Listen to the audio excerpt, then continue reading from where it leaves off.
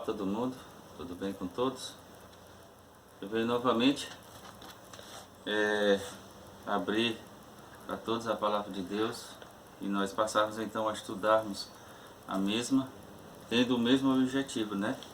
Dar resposta com base e fundamento na palavra de Deus, né? A Bíblia, explicando a Bíblia. E nós vamos abrir aqui 1 Timóteo, para nós darmos início. Capítulo 4, carta de Paulo ao seu filho na fé, Timóteo. Timóteo que era filho, a mãe dele era judia e tinha o pai grego. Então, capítulo 4, verso 1, tem como título a apostasia nos últimos tempos. Mas o Espírito expressamente diz que nos últimos tempos apostatarão alguns da fé. Então a apostasia é o desvio da fé. Esses homens não vão querer mais a verdade que um dia eles receberam e um dia eles foram ensinados e iluminados pelo Espírito de Deus. Haverá um afastamento da fé, da piedade, dos ensinos que norteiam os princípios contidos na palavra de Deus. Então a apostasia, o afastamento da fé, e esses homens vão dar ouvidos a espíritos enganadores e a doutrinas de demônios. Então veja só que os demônios têm as suas doutrinas, têm os seus ensinamentos. E esses homens vão sair das doutrinas contidas na palavra de Deus, dos ensinos contidos na palavra de Deus, eles vão se desviarem, eles vão adquirir outra fé e eles vão naufragar na fé e a partir daí eles vão dar ouvidos a espíritos enganadores e a doutrinas de demônios. O 2. Pela hipocrisia de homens. Como é que esses homens são? Hipócritas. Ou seja, eles não vivem. Falam, mas não vivem. Que falam mentiras. Eles são o quê? Mentirosos. Propagam mentiras. Tendo cauterizada a sua própria consciência. A mente desses homens, dessas pessoas, já está fechada. Eles não recebem mais entendimento, conhecimento, luz, sabedoria vindo de Deus. A mente deles está o quê? Cauterizada. Está impedida de entender, de conhecer, de querer a palavra de Deus como uma verdade vinda de Deus. Então a mente deles está cauterizada a sua própria consciência. E o que é que eles vão propagar? O que é que eles vão pregar? O que é que eles vão dizer? Proibindo o casamento e ordenando a abstinência, o afastamento dos alimentos, dos manjares, que Deus criou para os fiéis. Então Deus criou alimentos para os fiéis e para os que conhecem a verdade. Então, quem proíbe? Que grupo religioso a gente conhece que eles não se casam? Os padres. Os padres não se casam. Por isso que a Igreja Católica implantou no passado o celibato dos padres. Lembra lá de Mateus capítulo 19, verso 12?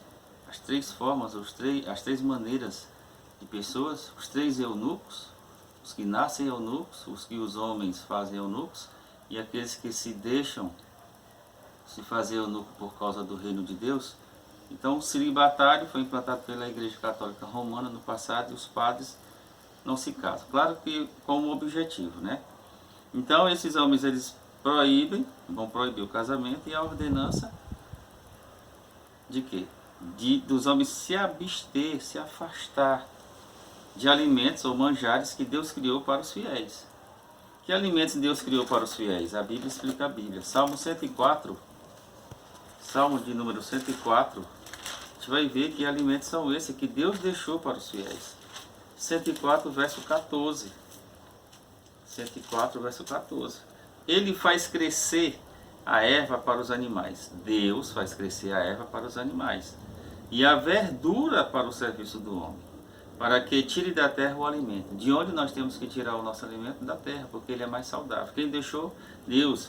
Isto nos leva para um glorioso passado, onde não havia nenhum resquício de pecado. Gênesis capítulo 1, versículos 29 e 30. E disse Deus: eis que vos tenho dado toda a erva que dá semente, e que está sobre a face de toda a terra, e toda árvore em que há fruto de árvore, que dá semente, servosão para o mantimento.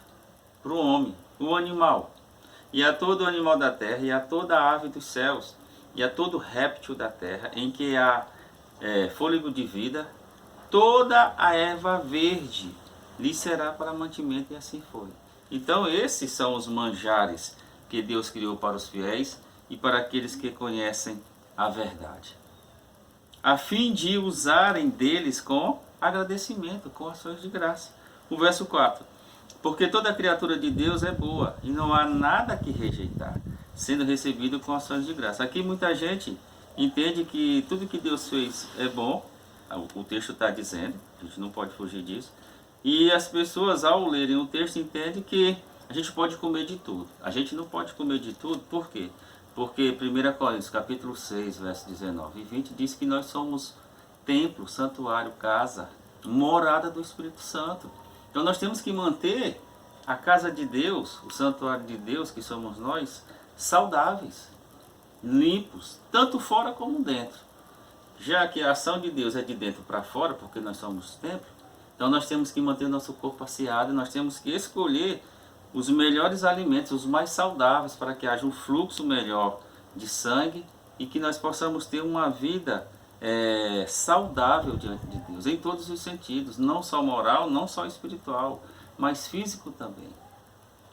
Então, toda criatura de Deus é boa, só que tem um objetivo pela qual Deus criou todas as coisas que foi boa. Por exemplo, o urubu, foi Deus que criou?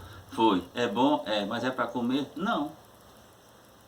A carne de porco, foi Deus que criou? Ou o porco, o animal? Foi.